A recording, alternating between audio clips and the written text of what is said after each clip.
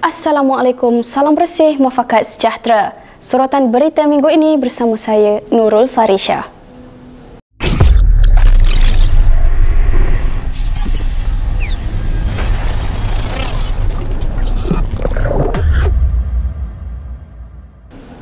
Kolej Yayasan Negeri Sembilan mengorak langkah baik dengan temu trialnya tanda tangan memorandum bersama Laser Motor Group Toyota pada 16 Oktober 2023.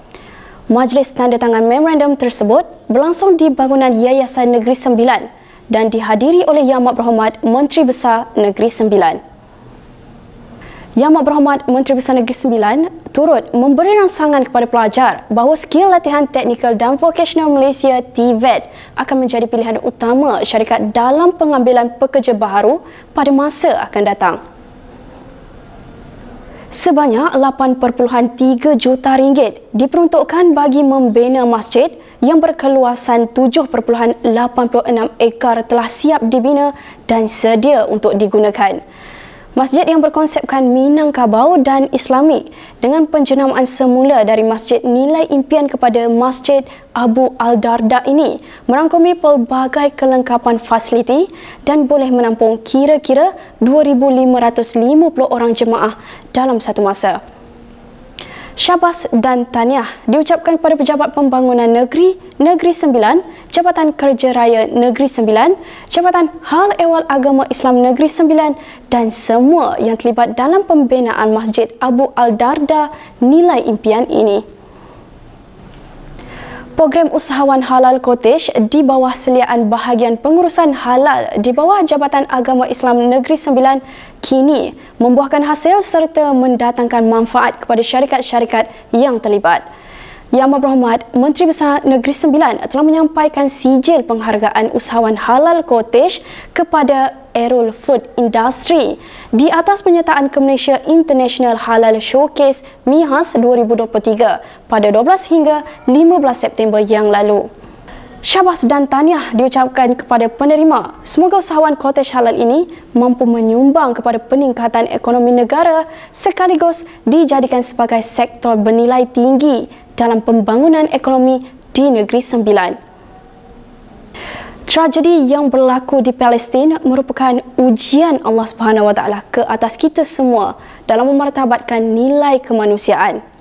Kerajaan Negeri Sembilan mengambil inisiatif dengan mensasarkan bantuan kutipan wang tunai sehingga 1 juta ringgit untuk disumbangkan kepada umat Islam di Palestin.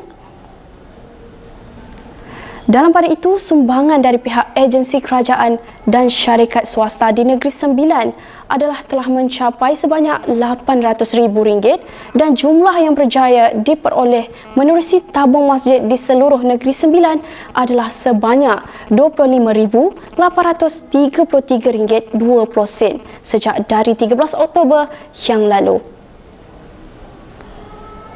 Orang ramai digalakkan untuk menyumbang ke tabung Palestin ini untuk membantu saudara-saudara kita di sana.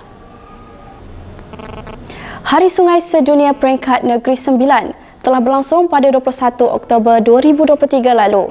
Sebanyak 1,200 ekor anak ikan siakap dilepaskan oleh Yang Amat Berhormat Menteri Besar Negeri Sembilan sempena pelancaran Hari Sungai ini bagi merangsang lebih banyak pembiakan ikan siakap di kawasan ini.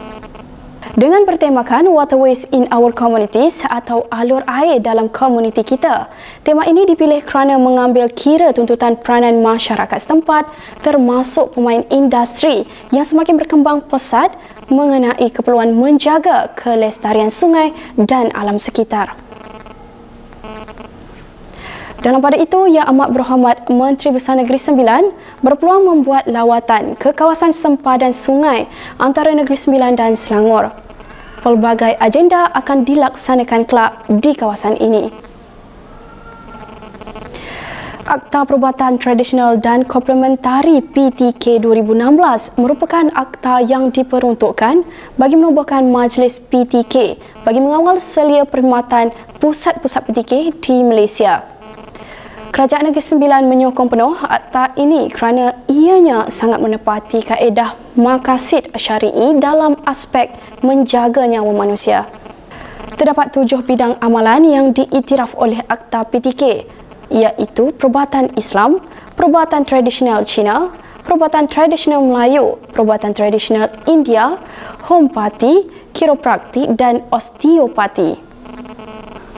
Syabas diucapkan kepada Pusat Perubatan Tradisional dan Komplementari Hospital USCI Podison kerana merupakan syarikat swasta pertama yang bekerjasama dengan hospital serta universiti tempatan dan selari dengan visi negara untuk mengintegrasikan pusat rawatan tradisional bersama perubatan moden. Konvensyen DAP kali ke-22 peringkat Negeri Sembilan disambut meriah baru-baru ini. Objektif konvensyen ini diadakan adalah untuk ahli berkumpul, bertukar pendapat serta membincangkan isu-isu semasa yang mempengaruhi negeri kita.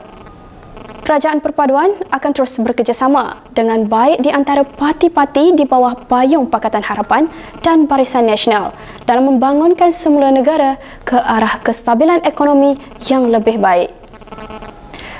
Dalam ucapan yang amat berhormat Menteri Besar Negeri Sembilan di konvensyen ini, beliau mengingatkan bahawa seluruh tanggungjawab yang diamanahkan oleh rakyat harus dilakukan dengan sepenuh hati dan berkualiti tinggi demi kesejahteraan rakyat Negeri Sembilan khususnya.